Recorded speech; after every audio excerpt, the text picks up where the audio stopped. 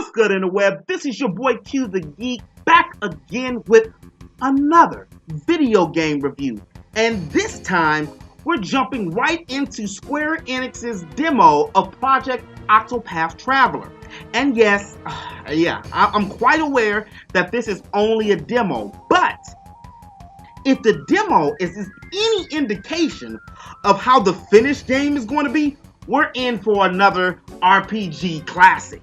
And truth be told, it's about time. Nowadays, the JRPG space is filled, and rightfully so, by the NISs, the Atlases, the Bandai Namcos of the world. But this could change for Square Enix, because Project Octopath Traveler is pretty damn good. All the stories out there that can be told in this modern day society of video games, pretty much all gamers, whether you play whatever platform, all focus on graphics. And I think that that's a true disservice to a video game. And Project Octopath Traveler, it looks like it just disbanded what the norm was and decided to go with more of a 16-bit look and feel graphically. Now, this is not to say that the graphics are terrible. In fact, the graphics are great for this type of game. And the designers did an amazing job creating and moving backgrounds and multiple layers and effects that blend in with one another. These effects remind me a lot of what Disney used to do back in the day on their old movies, taking one layer and making them move simultaneously, called rotoscoping. That's what some of the effects that they're doing with this game looks like. I was also really impressed by the color schemes that were used in the game. Each location, from the small village we first see Oberk in, with the green trees and all of the different color flowers and the stone houses, to the oasis desert town that Primrose can be found at in the beginning of the game. The art scheme and the coloring look very good and make the characters instantly pop out on the screen.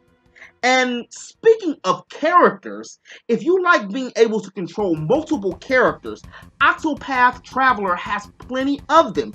The game is slated to have 8 central protagonists to choose from, hence the whole Octo, which in Latin means 8.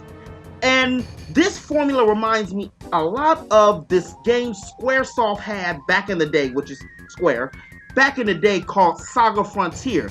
If you haven't played it, I highly suggest that you go back and play Saga Frontier. Beautiful game, really a hidden gem. The demo has 2 central characters to choose from. Primrose, who was once the daughter of a noble family, who watched 3 masked men with tattoos of a crow on different parts of their body kill her father.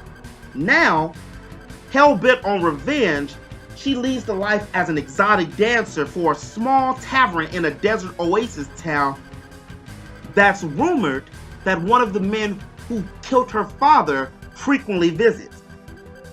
Oberk, on the other hand, is more standard traditional RPG type of character.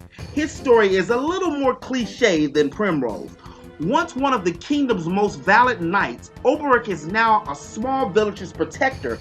After the death of his king at the hands of his best friend and fellow knight, Oberk sets off on a journey not only to find himself, but also find the reason behind his best friend's betrayal. One of the greatest, if not the greatest aspect of this game is the gameplay. And if you've played or been familiar with any of the Bravely Default games, then you already recognize a lot of similar battle mechanics. That's because the team behind Bravely Default is now behind Octopath Traveler. The battles are fast-paced, and if not prepared, they can be pretty hard. I got beaten a couple times and even had a few game overs, to be honest. Your party has something called BP, which you can collect during each turn, which gives the player the ability to either attack once, or you can store up BP points and then attack multiple times. Also, each enemy has shield points and a particular weakness to a particular weapon or spell.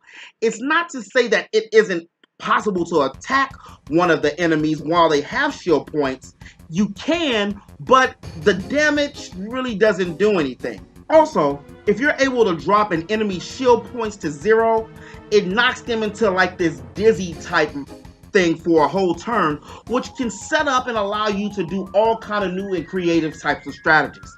Another point of the game that's a key feature for me is the paths.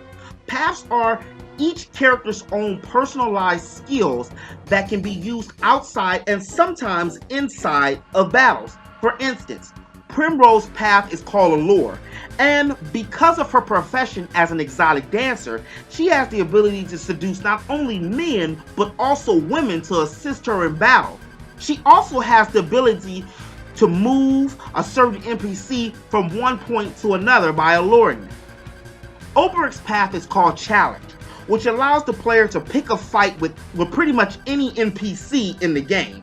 Not only is this a quick way to do some leveling up, but this is also a lot like Primrose's path, which allows you to move certain unmovable characters if you beat them, because once you beat them, they're knocked out for a little bit. However, if you do lose, you're going to be knocked down to 1 HP, and all of your stuff that you used in the battle, well, is gone. One thing I really appreciated about the demo is whether you play as Primrose or whether you play as Oberic, you're able to recruit the other character. And that's good because some of the things in the demo have quests that can only be accessed by the other character. The game is slated to come out sometime early 2018. However, the demo can still be found in Nintendo eShop for $3.99.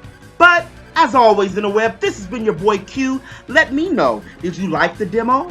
Do you plan on downloading the demo? And are you like me? Do you want to see more demos like this from now on by Nintendo? Put it in the comment section below. And if you're new to my channel, thanks for tuning in. I really appreciate it. And make sure to subscribe. I do new geekly content throughout the week. And until next time, peace.